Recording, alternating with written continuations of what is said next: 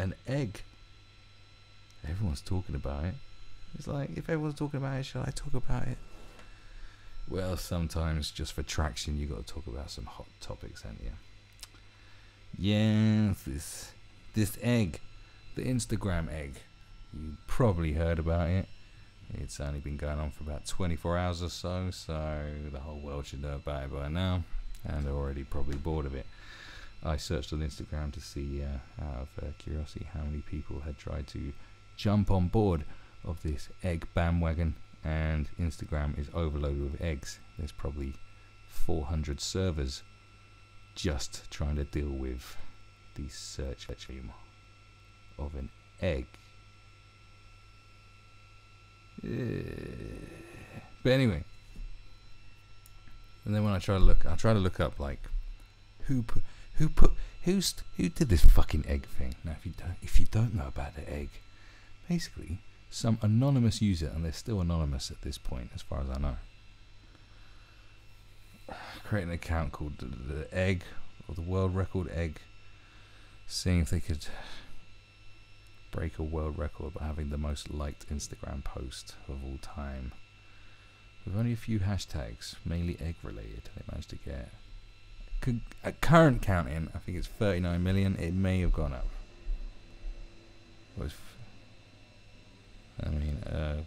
When this article was written, it was 29.8 million.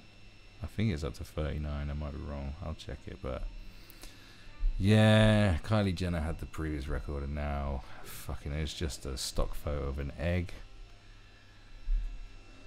It's big news. This is news. This is news. Don't you know? This is fucking news.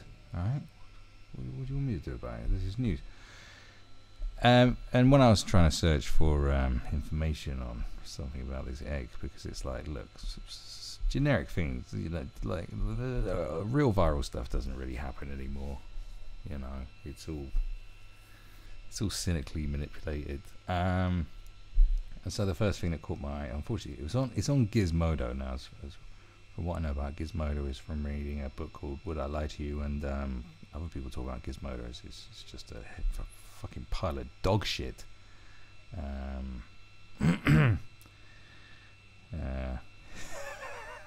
That's it.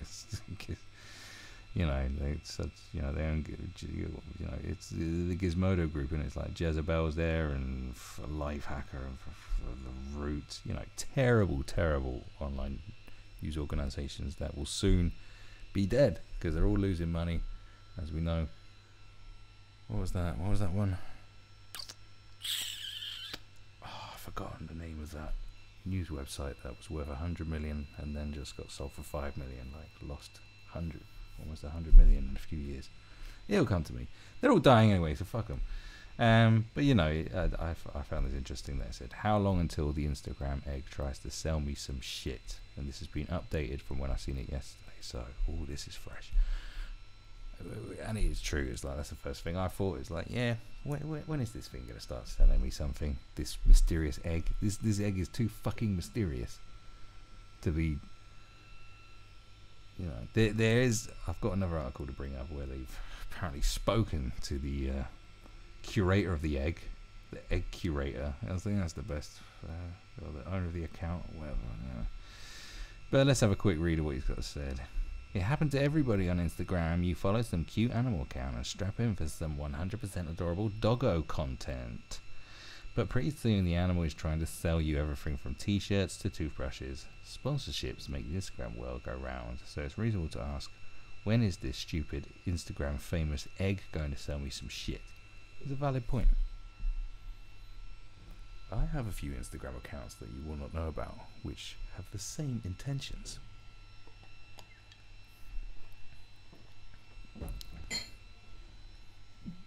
I do. You know, I ain't stupid. The egg account has raised so much attention because it was started with the explicit purpose of simply getting more likes than Kylie Jenner's post. That's it. There's nothing else special about the egg, as far as we know. I think I said Caitlyn Jenner earlier. Was that Freudian slip? I can't remember. Let me know if I did. Let's set a world record together and get the most liked post on Instagram, beating the current world record held by Kylie Jenner, 18 million. Well, they fucking slam dunked on that motherfucker. We got this, the account stated. And that was on January the 4th, and while the egg is obviously some kind of statement on the banal nature of celebrity and social media, I can't help wondering what comes next.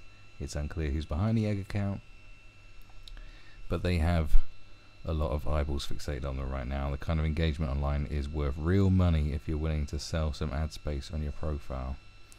I mean, right now, I mean, shit, you know, you got Neckman, you got Daniel Brigoli. I mean, anything's possible. I mean, those cash cows are sort of like running, they're still generating income way further down the line than anyone expected.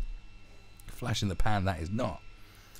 I mean, you could sell a few fucking thousand egg t-shirts that people will wear ironically for a while.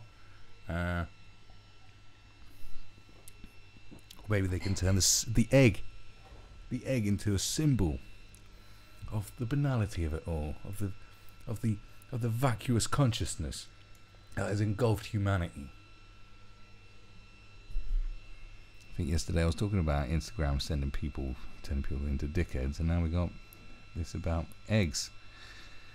But then of course you get Kylie Jenner, who responded to it straight away, and she does a video of her frying an egg, you know, fucking up the egg. So, and goes on to say, the person who runs the world record egg did not immediately respond to Gizmodo's request for comment. They responded to other people's though. So I'll show you. Good. At least the egg's got some brains. But we'll update this article if we hear back. And this has been updated. And oh yeah, they are selling it. Well, I said it. I swear to you, I did not seen this. I did not see this until I have not seen this update until I just opened this. All right, so they are selling t-shirts. I like the egg. Well, good, fucking good, man. If you're gonna get 39 million likes and just do it for the jokes, that shit doesn't exist anymore. There has to be something behind it. And yeah, this is, you know, so this is a point I wanted to look at. So the absolute worst case scenario, the banal egg account was started by Kylie Jenner to create artificial competition and raise more awareness of Kylie Jenner. That is a very good point. This guy's not a complete idiot. Until this. These people can't help themselves. Actually strike that. The absolute worst case scenario is that the egg has time travel abilities and went back in time and didn't bother to kill Hitler, and else the egg is sexist and doesn't recycle and reclines its seats on the airplane despite the fact that there's no fucking legroom anymore, asshole. Oh, fuck off. But that Kylie Jenner scenario is close second. Brilliant. Why would you write that? Pit twat. Now here's a good point.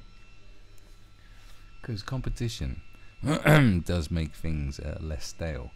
You think about, you know, Kylie Jenner obviously, you know, it's generating income and it still talks about a lot, but it's a, you know, it's a bit stale, isn't it? You got to spice it up every now and again. You know, you got to create new interest. You know, like rap beefs.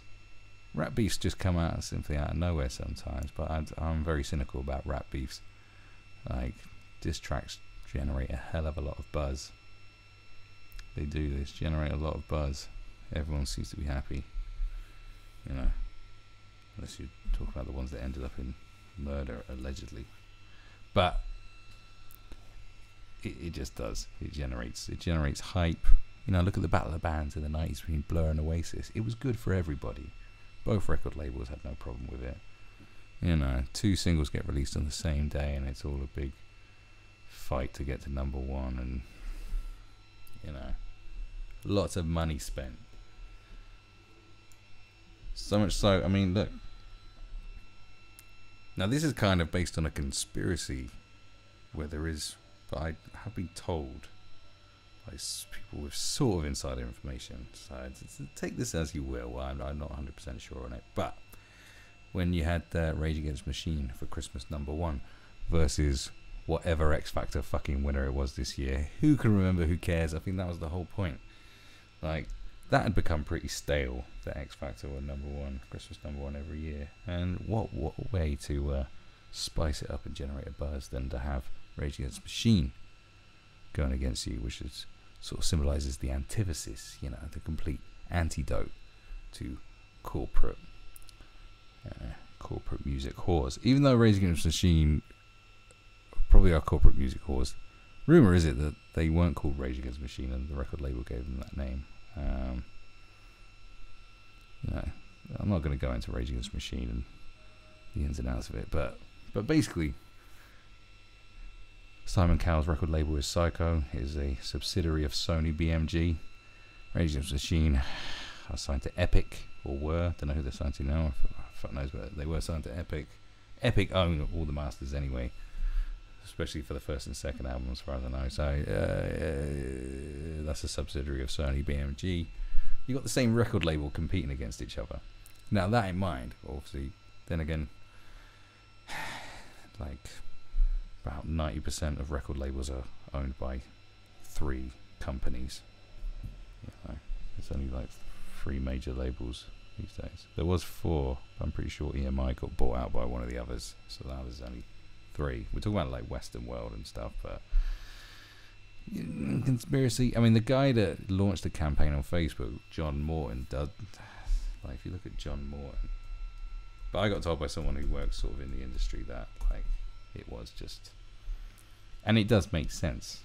I mean, the music industry is not dumb, but it is extremely cynical and all about short-term achievements. No, not Cardinal John Morton. John Morton. I think this is the guy. No, not the American movie actor. Who's John Morton? Come on, man. John Morton. John Morton.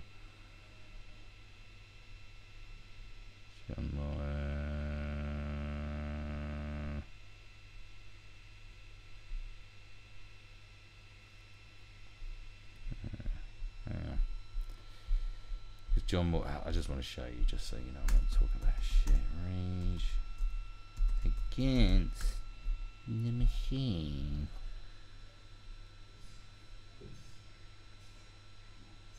I'm sure it's John Morton. Maybe it's David Morton. Excuse me. For Christmas number 1. For Christmas now. Know your. It's on Know Your Mean. Get Fucks.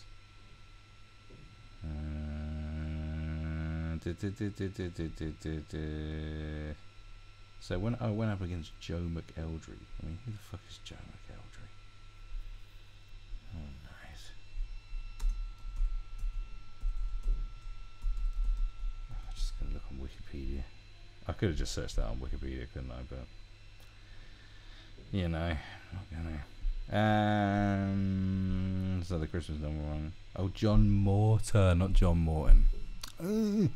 So John Mortar was the one that launched the campaign. Now he's a social media pioneer and campaigner.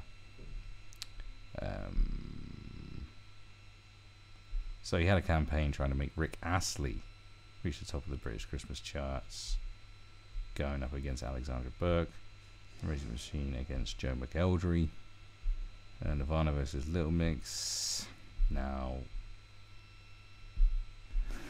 because you know who Rick Astley is signed to, right? It was. So PWA Polydor. He was also, you know, he was part of the, you know, the Hit Factory. Which has, I don't know, it's Universal Music. What's that? I don't know. Suspicious. I'm just saying, none of these campaigns are for none of these are for little guys. There is memeability in it, but you know, I just would be surprised. It just, that kind of thing makes it less stale. Do you know what I mean? It'll make that Christmas number 1 that was just got excessively boring because it's like every year it's the same fucking shit. It's like, oh yeah, it's like when Cliff Richard always used to get fucking Christmas #1 back in the day, and that got boring after a while. You know what I mean? I'm just a bit cynical that this guy, you know, I'm just a bit cynical. I just think, I think maybe there was a bit of payola from record labels, you know. That's all I'm saying.